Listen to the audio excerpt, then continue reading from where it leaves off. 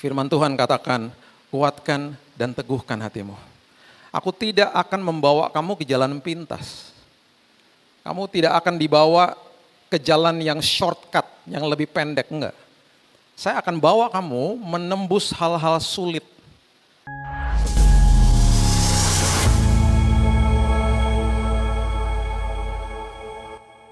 Bapak, terima kasih Tuhan buat hadirat Tuhan, karena kami tahu di dalam hadirat Tuhan perkara besar menanti bagi kami Tuhan. Kami percaya Tuhan di tahun yang baru ini janji Tuhan akan dilakukan, janji Tuhan terus tidak pernah gagal, janji Tuhan akan digenapi. Kami percaya apa yang sudah terhilang di tahun lalu Tuhan akan gantikan berkali-kali lipat di tahun ini Tuhan. Karena kami menyembah Tuhan yang hidup. Terima kasih Bapa, firman-Mu akan memerdekakan kehidupan kami. Dan kami percaya firman-Mu akan meneduhkan hati kami di dalam satu nama Yesus Kristus, Juru Selamat kami yang agung. Kami sudah berdoa dan menerima firman Tuhan, kita sama-sama katakan, amin, amin, amin, haleluya. Silakan duduk. Shalom. Saudara memiliki tema yang luar biasa di belakang sini. Dikatakan bahwa bertekun di dalam Tuhan dan firman-Nya. Dan ini sesuatu yang sebenarnya sulit dilakukan karena setiap hari kita sebenarnya sudah tahu janji Tuhan, bahkan ada 7.000 lebih janji Tuhan yang ada di Alkitab kita gitu ya. Tapi ketika janji Tuhan sudah dikasih, kemudian kita berhadapan dengan masalah, mendengar masalah, kerap kali orientasi kita akan terganggu dan kita biasanya akan jadi takut lagi. Karena kita mempunyai 5 panca indera, dan dari 5 panca indera itu 2 yang paling menyerap paling banyak informasi, itu adalah mata dan telinga. Jadi ada mata, telinga, hidung, kemudian ada 2 rasa. Yang pertama dari kulit dan dari lidah. Tapi dari 5 panca indera itu mata dan telinga adalah pintu gerbang hati. Makanya di 2 Petrus 2 dikatakan kalau orang yang benar, Lot orang yang benar yang tidak menjaga mata dan kemudian telinganya, pendengaran dan penglihatannya, makanya jiwanya yang benar itu bisa tersiksa. Oleh sebab itu, walaupun sudah dibenarkan, walaupun sudah anak Tuhan, kita harus tahu Alkitab sudah mencatat bahwa mata dan telinga adalah pintu gerbang hati. Mata dan telinga adalah orientasi ketika kita menghidupi hidup sehari-hari. Dan setiap hari kita melihat dan mendengar perkara-perkara buruk. Nggak usah ada si tante corona juga dunia udah gelap gitu ya. Jadi kita udah tahu bahwa setiap hari pasti ada yang namanya kecelakaan lah, bencana lah, penyakit, kematian. Itu udah dari dulu begitu. Jadi waktu akhirnya Tuhan memberikan janjinya supaya kita bisa bertekun di dalam Tuhan dan firman-Nya, Tuhan memberikan sebuah pointers atau sebuah caranya, dia beritahu secara detail kepada Yosua. Karena Yosua menerima janji Tuhan, dan bayangkan janji Tuhan yang diterima Yosua ini custom made, betul-betul dibuat untuk dia. Kalau sampai Tuhan berdiri di depan saya dan katakan ini janji khusus buat kamu, wow, saya akan meloncat-loncat pasti. Saya mendapatkan itu sebelum saya sakit, sebelum saya didiagnosa saya sakit maksudnya. Saya sudah sakit tapi saya belum tahu apa, sebelum saya ketemu dokter Tuhan memberikan saya mimpi. Di dalam mimpi itu Tuhan katakan kamu sudah disembuhkan, kamu sudah dibersihkan dari penyakit itu. Jadi waktu dokternya memberitahu kepada saya ingat janji Tuhan, saya pegang janji Tuhan, tapi tetap saya harus menjalaninya. Saya harus menjalani pengobatan, saya harus menjalani dan lain sebagainya. Saya harus menjalani jalan-jalan yang tidak enak. Dan ini yang terjadi sama bangsa Israel. Yosua diberikan janji yang betul-betul custom, yang betul-betul detail, tapi Tuhan katakan, nah ini kalimatnya, ini judul khotbahnya, kuatkan dan teguhkan hatimu. Karena ketika aku memberikan janjiku, aku tidak akan membawa kamu ke jalan pintas untuk sampai ke tujuan. Kamu akan melewati badai, kamu akan melewati padang gurun, kamu akan melewati sungai yang tidak enak, kamu akan melewati hal-hal yang tidak enak di depanmu, dan mata dan telingamu akan melihat dan mendengar. Tapi ingat, bertekunlah kepada aku dan firmanku. Karena firmanku gak pernah gagal, janjiku gak pernah gagal. Tapi nanti di dalam perjalanan kamu akan takut. Dan itu normal, takut normal. Ya, emosi kita terganggu dan terusik, itu normal. Tapi jangan diam di dalam ketakutan, jangan tinggal di dalam ketakutan. Oleh sebab itu makanya janji Tuhan itu ribuan yang sudah disediakan bagi kita. Ya, bayangkan kata kuatkan dan teguhkan ini ada 8 kali yang diberikan kepada bangsa Israel. Ya, 1 khusus kepada bangsa Israel, ya 7-nya indirectly atau secara tidak langsung diberikannya kepada Yosua. Langsung kepada Yosua. Jadi ada 3 di kitab Ulangan sudah diberikan kepada Yosua, kata-kata ini, kalimat ini, saya nggak punya waktu untuk membahas semuanya, nanti Bapak Ibu tinggal baca di rumah. Kemudian di dalam kitab Yosua 4 kali, bayangkan kalau di dalam firman Tuhan, kalau ada pengulangan kata, terlebih lagi ini dari Tuhan, itu berarti penting luar biasa. Seperti di Yohanes 17 Tuhan katakan bersatulah, ya bersatulah sesama orang percaya. Itu dikatakan berkali-kali, kalau nggak salah ada 4 kali. Ini juga dikatakan sampai 7 kali kepada satu orang. Kuatkan dan teguhkan, diulang-ulang sama Tuhan. Ya, Yosua pasal yang pertama, ayatnya yang ke-4 dan 5, coba lihat dulu. Ini cuma salah satu contoh aja bahwa Tuhan memberikan janjinya yang begitu detail kepada Yosua. Yosua pertama ayat 4 dan 5 mengatakan begini. Dari padang gurun dan gunung Lebanon yang sebelah sana itu sampai ke sungai besar, yakni sungai Efrat, seluruh tanah orang Het, sampai ke laut besar di sebelah matahari terbenam, semuanya itu akan menjadi daerahmu. Semuanya akan menjadi daerahmu, detail. Ini loh daerahmu, aku udah kasih. Udah dapat? Belum. Udah dikasihnya detail lagi. Ayat 5 ini saya suka sekali, saya sampai kadang-kadang berpikir, wow Tuhan kalau ini dikasih tahu sama saya, dan saya percaya ini juga janji Tuhan bagi kita semuanya. Tapi ini detail sekali, dikatakan begini, seorang pun tidak akan dapat bertahan menghadapi engkau. Wah. Tidak akan dapat bertahan menghadapi engkau seumur hidupmu. Seperti aku menyertai Musa, demikianlah aku akan menyertai engkau, aku tidak akan membiarkan engkau, tidak akan meninggalkan engkau. Detail, sangat detail. Dan kalau kita baca ini, harusnya, Yosua sudah ngerti, Yosua sudah terima, Yosua tinggal berjalan beres. Tapi Tuhan tahu nggak seperti itu. Tuhan tahu manusia nggak seperti itu. Tuhan tahu ketika kita sudah diberikan janji, Tuhan harus memastikan bahwa nanti kalau kita melewati badai dan segala macam apapun yang buruk di depan kita, dia tahu kita pasti takut. Dia tahu. Waktu saya masih kecil, belum ada mall ya di Jakarta waktu itu, pertokoan yang sangat ramai adalah Pasar Baru. Ya, saudara langsung mikir ini orang udah tua sekali itu ya. Nggak ada mall, belum ada mall. Jadi kalau kita jalan-jalan itu Pasar Baru tuh sesuatu banget gitu waktu saat itu ya. Dan saya nggak pernah lupa Pasar Baru adalah tempat pertokoan yang sangat ramai. Dan saya nggak pernah lupa ketika saya berjalan di sana, papa saya dan mama saya berjalan di kanan kiri saya dan tangan saya dipegang sama mereka. Saya tahu mereka menyertai saya tahu mereka berjalan bersama dengan saya, tapi mata saya tetap saja melihat banyak sekali kaki-kaki dan karena level saya masih pendek, jadi yang saya lihat cuma dengkul-dengkul aja kan. Saya nggak bisa lihat ujungnya, saya nggak bisa lihat ada apa di sebelah sana. Saya cuma memastikan saja, saya ikutin kalau mereka melangkah ke kiri, ke kanan, dan terus dan lain sebagainya. Saya cuma ikuti mereka aja. Saya nggak bisa lihat ujungnya, tapi di dalam hati saya tahu nanti saya pasti pulang dengan selamat. Karena saya berjalan bersama mereka, walaupun saya nggak bisa lihat. Saya berjalan, saya dituntun, dan waktu saya menuntun anak-anak saya waktu mereka masih kecil, saya teringat sama peristiwa itu. Saya katakan kepada mereka, kamu tuh nggak bisa lihat apa-apa di bawah. Nggak bisa, Dad. Karena mereka pendek-pendek, perspektif mereka tidak setinggi saya. Jadi itu yang Tuhan tahu bahwa kita akan melihat dari perspektif manusia, perspektif yang pendek, bukan perspektifnya dia. Makanya ada proses kehidupan, ada sekolah kehidupan supaya kita naik kelas. Dan kemudian kata-kata ini dikeluarkan sama Tuhan. Setelah aku kasih janjiku kepadamu, sekarang kamu harus lakukan. Dia mulai keluarkan kata ini. Coba lihat Yosua 1 ayatnya yang ke-6 dikatakan gini. Ayat yang ke-6, kuatkan dan teguhkanlah hatimu. Kuatkan dan teguhkanlah hatimu di 2021. Sebab engkau akan memimpin bangsa ini memiliki negeri yang kujanjikan dengan bersumpah kepada nenek moyang mereka untuk diberikan kepada mereka.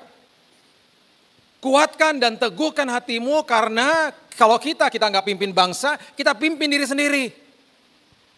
Berarti apa? Ketika masuk 2021, kita harus pastikan saya menguasai diri saya menguasai pikiran dan hati saya.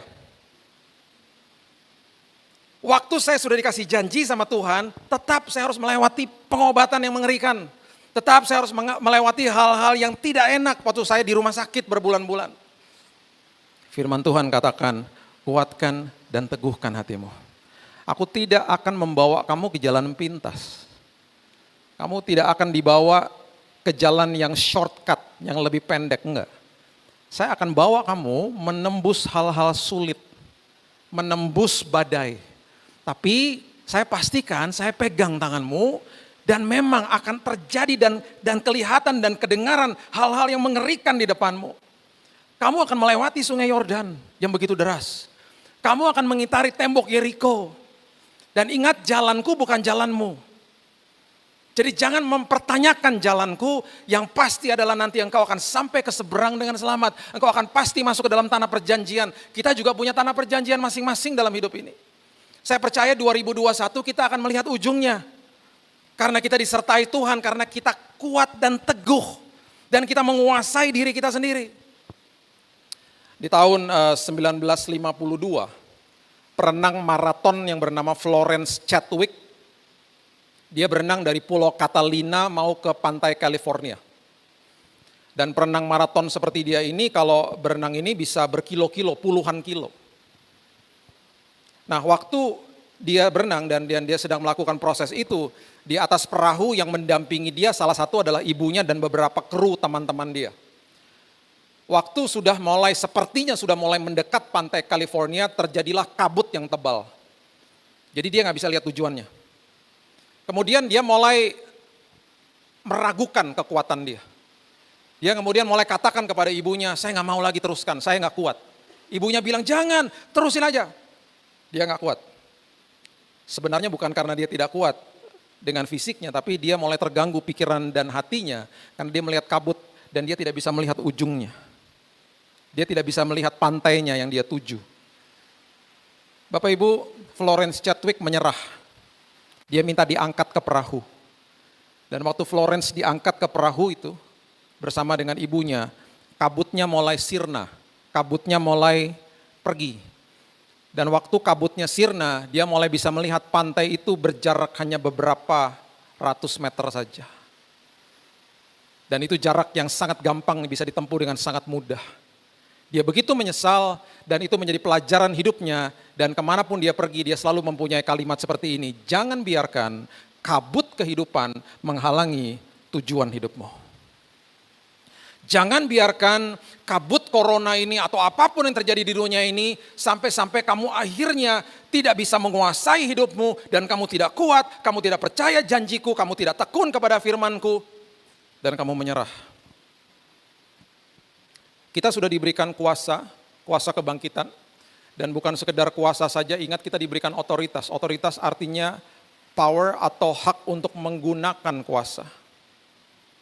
Jadi Bapak Ibu, kesembuhan sudah dikasih ribuan tahun yang lalu. Pemulihan sudah dikasih ribuan tahun yang lalu. Jadi kalau ada yang sakit, katakan, Tuhan aku percaya aku hari ini sudah sembuh karena kesembuhan sudah diberikan. Itu otoritas dan kuasa. Tuhan aku percaya saya membiasakan diri saya setiap bangun pagi mengatakan kepada jiwa saya seperti Daud. Karena saya belajar bagaimana ketika Daud di dalam cengkeraman ketakutan, dia selalu mengatakan kepada jiwanya, tenanglah jiwaku. Biasakan untuk bangun pagi dan memulai hari kita, jangan cari-cari HP, katakan kepada jiwa kita, tenanglah jiwaku. Aku akan menguasai alam pikiran dan hatiku karena Kristus yang memberikan kekuatan kepadaku. Hari ini firman Tuhan dan janji Tuhan akan melingkupi dan menguasai pikiran dan hatiku. Kuatkan dan teguhkan hatimu. Yang kedua, Tuhan katakan di ayatnya yang ke-7. Ya, keluar lagi kalimat ini, dia katakan begini, hanya kuatkan dan teguhkanlah hatimu dengan sungguh-sungguh, bertindaklah hati-hati sesuai dengan seluruh hukum yang telah diperintahkan kepadamu oleh hambaku Musa, janganlah menyimpang ke kanan atau ke kiri, supaya engkau beruntung kemanapun engkau pergi. Ya, jadi yang kedua, kuatkan dan teguhkan masuk 2021, jangan menyimpang ke kanan dan ke kiri, artinya apa? Taat. Dan ingat, saya nggak bisa bahas dengan lebih detail atau lebih panjang lagi, tapi saya berikan poin dan hal yang penting saja. Ketaatan itu nggak boleh dengan kondisi.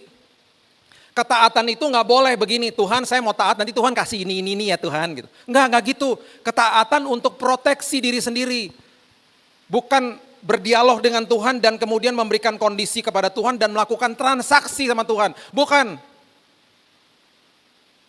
Saya makanya nggak percaya yang namanya Injil kemakmuran begitu. Saya nggak mau. Saya nggak pernah mau ajarkan gitu. Nggak jadi dewasa kita. Saya taat untuk proteksi diri saya sendiri. Saya ada di sebuah mobil dengan teman saya masuk ke perumahan di rumah di daerah saya. Kemudian dia copot seat beltnya. Saya katakan gini, kenapa kamu copot sabuk pengaman? Kan udah nggak ada polisi. Ya elah. Jangan pakai sabuk pengaman supaya dilihat polisi. Jangan pakai masker supaya saya nggak ditilang atau saya nggak didenda. Saya pakai masker, saya pakai sabuk pengaman untuk keselamatan saya. Dan juga menjaga keselamatan orang lain. Dan waktu saya katakan kepada dia, kamu tahu statistik mengatakan bahwa kecelakaan paling banyak 5 kilo dari rumah. Langsung buru-buru dipakai sabuk pengamannya. Ketaatan bukan dengan kondisi minta-minta sama Tuhan, bukan. Tuhan ntar aku taat, Tuhan kasih ini ya, Tuhan kasih, enak aja. Makanya ketaatan gak bisa ditunda. Orang kalau taatnya dengan kondisi, dia akan seenaknya kalau dia ada butuhnya dia taat. Makanya taat gak bisa ditunda. Salah jalan 5 menit, sama salah jalan 30 menit, lebih panjang, lebih lama balik ke jalan yang benar kalau udah baru nyadarnya 30 menit. Betul tidak? Saya tadi dari arah Cempaka Putih, mau ke sini, berarti ke arah barat. Utara, naik tol, barat. Kalau saya nggak ngerti ya GBI FIFA di mana, saya ke arah timur tadi pagi misalnya ya. 5 menit saya salah jalan, akan lebih sadar dan kemudian baliknya lebih cepat kalau 5 menit. Daripada udah 30 menit bablas, udah sampai Bekasi saya. Makin lama baliknya. Jadi ketaatan jangan ditunda. Kalau ketaatan ditunda, rugi sendiri. Kita akan kehilangan kesempatan, kita akan kehilangan rancangan dan rencana Tuhan yang sudah disiapkan Tuhan untuk kita. Karena Tuhan semuanya adalah sistem, di dalam sistem kerajaan semuanya sistem pengelolaan. Dia tahu, oh belum siap. Dia akan simpan dulu, oh belum siap, ntar dulu. Makanya sama hal-hal kecil itu nggak bisa, makanya ketaatan itu ada dosa kecil, dosa besar, enggak. Saya ada di sebuah rumah seorang ibu yang dia terima telepon waktu dia lagi menyiapkan makan siang habis ibadah loh. Tiba-tiba dapat telepon pembantunya bilang, dia bilang ini, bilang saya nggak ada, saya lagi sibuk mau nyiapin makanan buat Pak Pendeta. Cielah. Sepertinya kayaknya saya senang dengar gitu. Saya nggak mau negor dia dulu, saya makan dulu, nanti kalau nggak dikasih makan. Makan udah selesai, sebelum pulang saya bilang, tante jangan gitu dong tante. Masa tante tadi bohong? Alah, sudahlah kau. Itu kan hanya bohong-bohong kecil, dia bilang gitu. Sudahlah, tante juga lagi sibuk urusi kau. Gak bisa tante, gak ada bohong kecil, bohong besar, gak ada. Gak ada dosa kecil, dosa is dosa. Dosa kecil jadi dosa besar nantinya. Jadi ketaatan jangan ditunda, supaya engkau beruntung. Nah ini seringkali disalahartikan, supaya beruntung, supaya nanti saya dikasih macam-macam sama Tuhan. Enggak, beruntung maksudnya saya selamat. Beruntung berarti saya dipercaya nanti menerima perkara besar sama Tuhan, dari Tuhan. Itu maksudnya beruntung. Jangan baca ayat ini mengatakan bahwa kalau saya taat, nanti saya dikasih berkat sama Tuhan. Enggak, berkat juga bukan istilahnya bukan materi. Ya saya sudah pernah mengajarkan berkali-kali, berkat gak ada hubungannya sama materi. Oke. Makanya ya dikatakan di Kisah Rasul 3:19 sadar dan bertobat. Ya, sadar dan bertobat. Jangan cuma sekedar sadar aja, sadar dan bertobat. Ya. Yang berikutnya ayat 8. Ayat 8. Dikatakan lagi, ini ada 4 poin ya. Tadi udah yang pertama kuasai dirimu, ya, kemudian yang kedua jangan menyimpang ke kanan dan ke kiri, jangan tunda ketaatan. Yang ketiga ini luar biasa, Tuhan katakan begini. Janganlah engkau lupa memperkatakan kitab Taurat ini, tetapi renungkan itu siang dan malam. Perkatakan dan renungkan siang dan malam. Supaya engkau bertindak hati-hati sesuai dengan segala yang tertulis di dalamnya. Sebab dengan demikian perjalananmu akan berhasil dan engkau akan beruntung. Mau tekun dalam Tuhan dan firman-Nya. Perkatakan dan renungkan setiap hari. Unik, waktu bangsa Israel lagi muter-muter tembok Yeriko. Di hari terakhir, ya nanti baca ada di kitab Yosua. Di hari terakhir Yosua bilang gini, ini bahasa misalnya diartikan dalam bahasa sekarang, lo orang jangan pada ngomong ya, diam semuanya, diam. Nanti kalau gue udah kasih kode sama lo semua, baru lo teriak, jangan ada yang ngomong. Kenapa? Nah, bangsa Israel terkenal suka bersungut-sungut. Makanya Tuhan memberikan mereka caranya Tuhan yang dalam tanda kutip aneh. Pertanyaan saya, bisa nggak Tuhan cuman suruh mereka mengitari tembok Yeriko cuman sehari temboknya runtuh, bisa nggak? Bisa. Kenapa masih sampai harus 7 hari? Kenapa cuman mengitari terus nanti teriak, tiup sangkakala, bersorak-sorak, cuman begitu aja. Di dalam 6 hari ketika mereka lakukan itu ada kemungkinan besar di dalam pikiran dan hati mereka, ini bodoh banget sih, ini apa sih? Apalagi mereka mungkin diolok-olok sama tentara di Yeriko yang ada di atas temboknya. Lu pada ngapain sih? Muter-muter, kayak orang gila aja, muter-muter tiap hari, ngapain coba? Makanya di hari terakhir Yosua katakan gini, jangan ngomong. Karena ada kemungkinan besar mereka bersungut-sungut. Dan sudah tercatat di perjanjian lama kalau bangsa Israel atau siapapun bersungut-sungut, ada kemungkinan besar Tuhan akan menyuruh mereka mengulangi prosesi itu. Suruh muter lagi 6 hari ntar. Jadi Yosua di hari terakhir dia tahu ini bangsa udah mulai mungkin ada yang menggerutu lah, mungkin sudah ada yang bilang, ini apa sih ini? Shh, diam, jangan ngomong. Alkitab dengan jelas mengatakan keselamatan itu terletak di mulut kita. Jadi jangan memperkatakan kata-kata negatif dalam hidup kita. Saya selalu ajarkan orang tua jangan ngomongnya sembarangan. Kamu jangan nyebrang sembarangan ngomong sama anaknya, ketabrak mobil nanti kamu. Itu mengutuki anaknya. Bisa diganti kalimatnya. Kamu jangan nyebrang sembarangan ya nak, bahaya, banyak mobil, beres. Ngerti anaknya. Bukan nanti kamu ketabrak mobil, jangan gitu ngomongnya. Keselamatan keluar dari mulut. Kamu jangan naik kursi sembarangan, jatuh nanti kamu, jatuh beneran ntar. Kamu jangan naik kursi nak, bahaya, itu tinggi. Udah banyak anak-anak kayak begitu, mereka jatuh, kasihan. Nah itu beda kan, kasih fakta. Tidak mengutuki anaknya. Saya barusan kemarin negor teman saya. Anak kecil dipanggil pesek. Memang pesek. Dipanggil pesek, dipanggil lagi gendut. Dut, pesek. Saya bilang, itu nanti lama-lama tertanam dalam hidupnya. Jangan dong, udah dikasih nama bagus-bagus. Panggilah namanya, panggilah cantik. Saya punya teman dulu di SMA, dipanggilnya kambing. Habis kambing, Mbe. Sampai-sampai orang tuanya karena kita dulu kan kita nggak ngerti, kita manggil dia Mbe, waktu kita telepon ke rumahnya. Kita aja waktu telepon ngomongnya gini sama orang tuanya, Tante, Mbe ada nggak?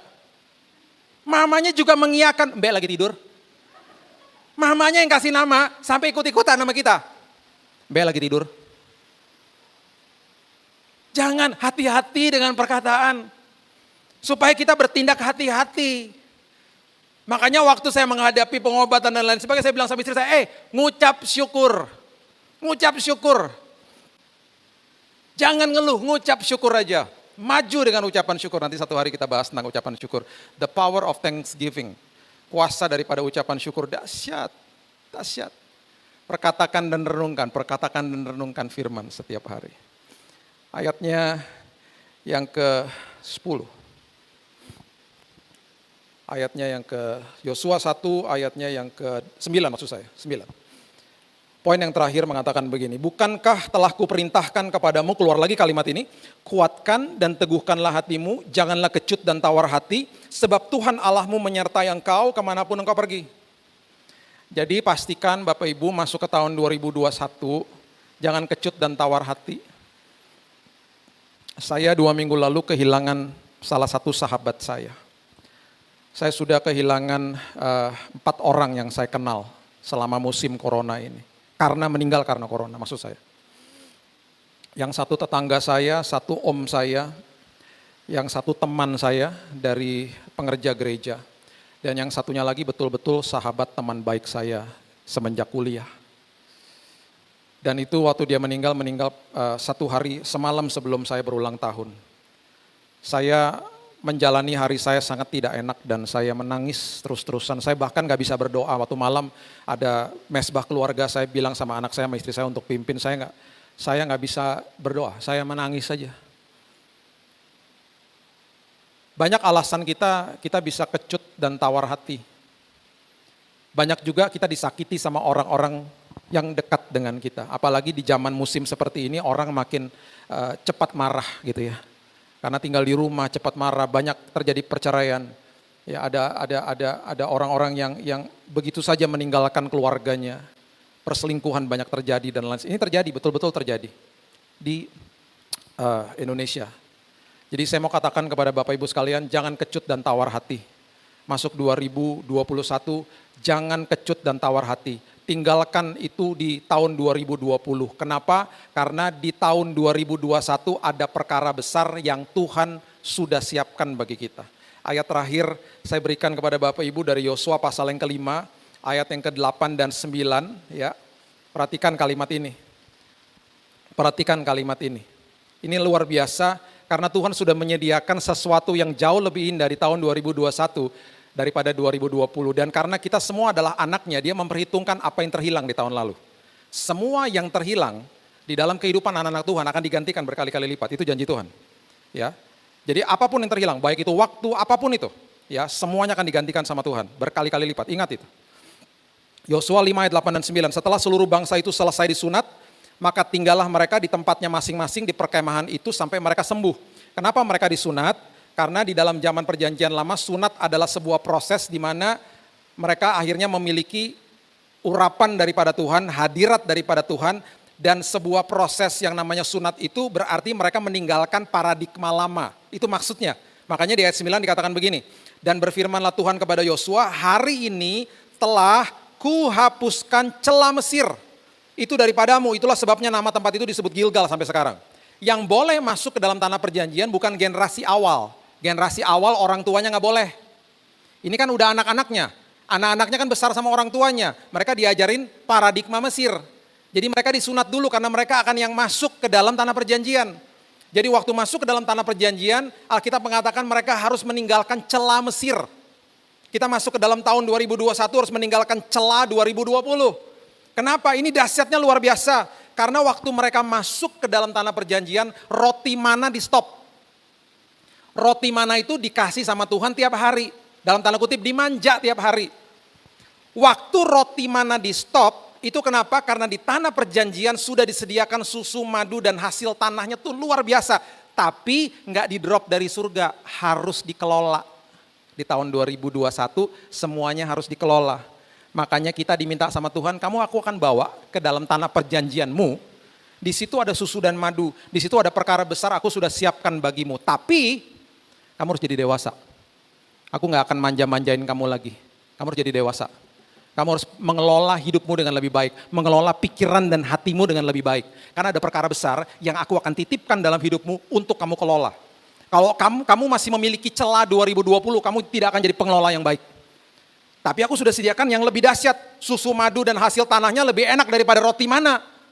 Tapi gak di-drop lagi dari atas. Kamu kelola. Dan Alkitab mengatakan di Yosua dikatakan mereka menikmati hasil tanah itu. Karena mereka meninggalkan celah Mesir. Tinggalkan celah 2020. Masuk ke tahun 2021 pegang penuh janji Tuhan. Tekun di dalam Tuhan dan firman-Nya. Dan terus katakan kepada diri kita setiap pagi kalau bangun pagi. Kuatkan dan teguhkan hati dan pikiranku. Karena aku tahu janji Tuhan tidak pernah gagal. Mari kita berikan tepuk tangan kita yang luar biasa untuk Tuhan. Terima kasih Yesus, mengucap syukur buat pagi yang indah ini. Berterima kasih Tuhan buat firman-Mu, janji-Mu yang tidak pernah gagal. Kami tahu di 2021 ini ada perkara besar yang Tuhan sudah siapkan bagi kami, setiap kami. Hamba-Mu berdoa Tuhan, setiap siapapun yang menonton, siapapun yang ada di tempat ini pada pagi hari ini Tuhan. Hamba-Mu percaya Tuhan kami semuanya akan melihat ujung daripada 2021. Bahkan kami memiliki umur yang panjang Tuhan. Karena kami hidup sehat, kami yang sakit sudah disembuhkan dalam nama Yesus. Aku percaya Tuhan kami dan keluarga kami akan melewati masa-masa sulit ini Tuhan. Masuk ke dalam tanah perjanjian kami masing-masing. Dan kami akan meninggalkan celah 2020 Tuhan. Karena kami tahu kami masuk dengan janji Tuhan. Kami pegang penuh janji Tuhan. Dan kami terus katakan kepada jiwa kami, pikiran dan hati kami.